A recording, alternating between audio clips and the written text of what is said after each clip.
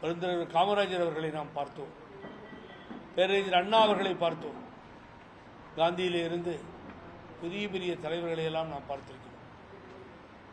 தனக்காகவே வாழாமல் பொது உடைமை சமுதாயத்திற்காக வாழ்ந்த தலைவர்களாக அவர்களை பார்த்தோம்.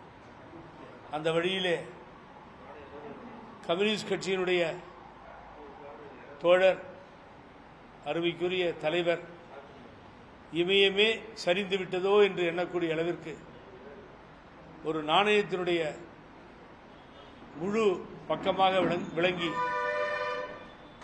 தனக்கென எதுவும் சேர்த்து கொள்ளாமல் கொடுத்ததையெல்லாம் மறுத்து ஒரு ஏழை எளியவனாக, தொண்டனாக, ஒரு இயக்கத்தின் தலைவனாக வாழ்ந்து மறைந்த நல்லக்கண்ணு ஐயா அவர்களுக்கு எங்களது ஆழ்ந்த இரங்கலை தெரிவித்துக் கொள்கிறோம்.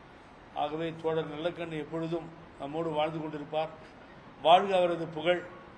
இந்த முதல்வர் பிறந்த நாளிலே நான் கேட்பதெல்லாம், தன்னலம் இல்லாமல் வாழ்ந்து மறைந்த நல்லக்கண்ணு என்கின்ற தலைவருக்கு, தோழருக்கு ஒரு சிலையை அமைத்துக் கொடுக்க வேண்டும். அந்த சிலை சென்னை மாநகரிலே ஒரு நல்ல இடத்திலே அது அமைய வேண்டும். நிச்சயமாக முதல்வரும் இந்த அரசும் அதை கையில் எடுத்து நிச்சயமாக செய்வார்கள் என்று முழு நம்பிக்கை எனக்கு உண்டு.